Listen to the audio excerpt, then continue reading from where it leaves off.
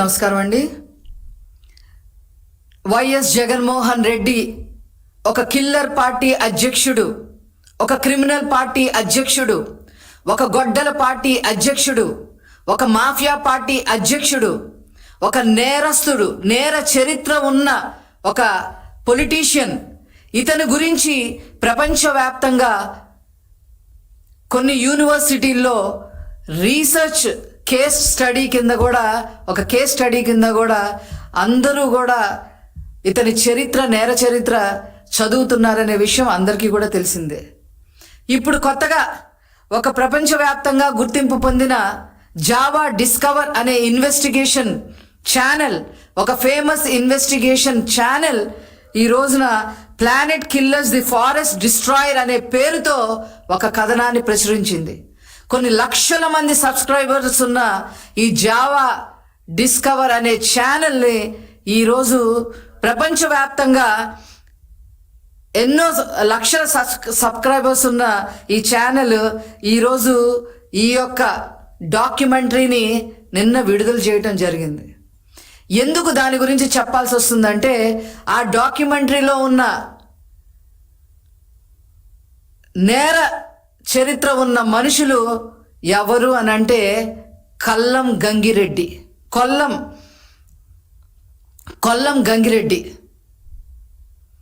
ఈ కొల్లం గంగిరెడ్డి ఎవరు అని చెప్పి మనం ఆలోచిస్తే రాష్ట్రంలో ప్రతి ఒక్కరికి తెలుసు.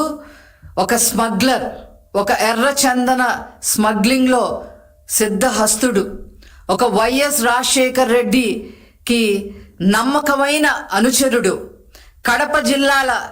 కడపలో పాలిటిక్స్ని మరి అతను ప్రభావితం చేయగలిగే సమర్థుడు. 2003లో నారా చంద్రబాబు నాయుడు గారి మీద తిరుపతిలో అలిపిరి దగ్గర క్లేమోర్ మైన్స్ దాడిలో ఇతను కూడా ఒక నిందితుడిగా ఉన్నాడు. అంతేకాకుండా ఇతని సోదరుడు జగన్మోహన్ రెడ్డి హయాంలో డిసిసి చైర్మన్గా వెలగబెట్టిన పరిస్థితి. బ్రహ్మానందరెడ్డి అనే ఇతని సోదరుడు డిసిసి చైర్మన్గా మరి జగన్మోహన్ రెడ్డి ఆశీర్వాదాలతో చైర్మన్గా వ్యవహరించిన వ్యక్తి. ఇలాంటి అతను ఈరోజు ప్రపంచ స్థాయిలో ఇతని నేర చరిత్ర మూలాలు, రాజకీయ మూలాలు మొత్తం బట్ట బయలు చేసిన పరిస్థితి నిన్న. దీని గురించి వైసీపీ ఏం సమాధానం చెప్తుంది అని చెప్పి ఈ సందర్భంగా నేను అడగదలుచుకున్నా. మీరు ఎలాంటి వాళ్ళని ఎంకరేజ్ చేశారు? ఎలాంటి వాళ్ళని జైలు నుంచి తప్పించారు? ఎలాంటి వాళ్ళతో మీరు సత్సంబంధాలు పెట్టుకొని మరి ఆ కుటుంబానికి రాజకీయ పదవులు కట్టబెట్టారో మొత్తం తేట తెల్లమయ్యింది. ప్రపంచ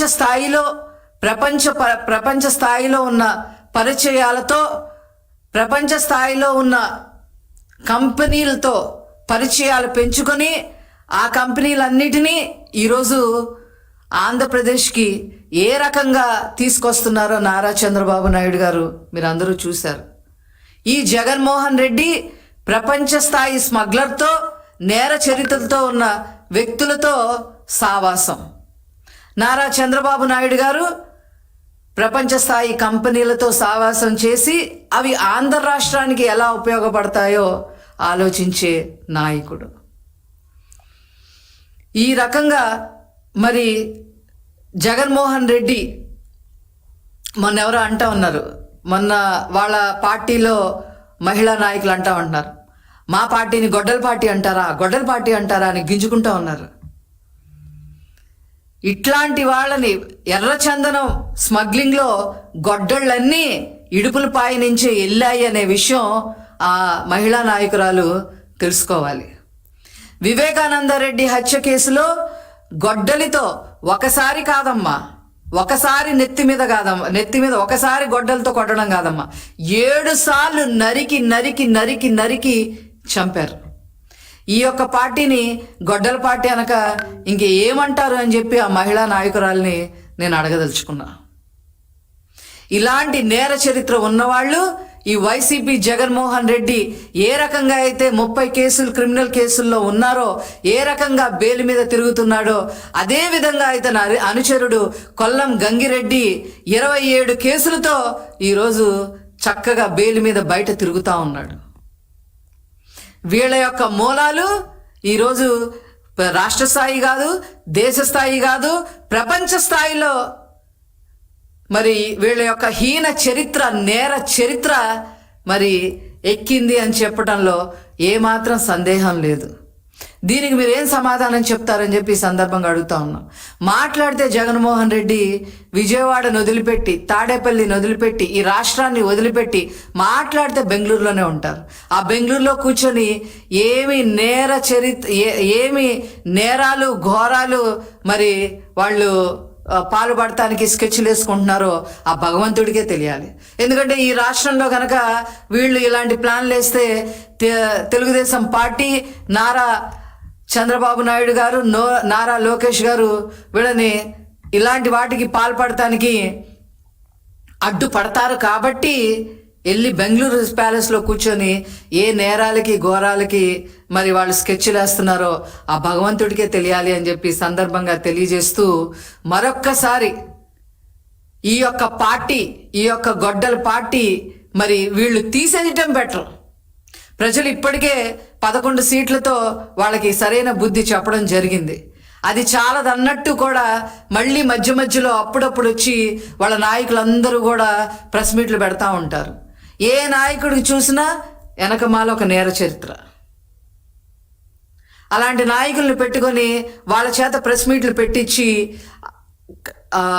మీట్లు పెట్టించడమే కాకుండా అవాస్తవాలతో, పచ్చి అబద్ధాలతో తెలుగుదేశం పార్టీని, మా నాయకుల్ని దుమ్మెత్తి పోసే ప్రయత్నం చేస్తూ ఉంటారు. మీకు అవసరమా అసలు ఈ పార్టీ? ఒక రాజకీయ పార్టీ మీకు అవసరమా? ఇవన్నీ తెలియజెప్పడానికే ఈరోజు నేను ఈ ప్రెస్ మీట్ పెట్టడం జరిగింది. ఇంకా ఎంతమంది ఈ జావా డిస్కవర్ అనే ఇన్వెస్టిగేషన్ ఛానల్లో మరి వైసీపీ నాయకులు రాబోతున్నారో ముందు మీరే చూస్తారు. Thank you.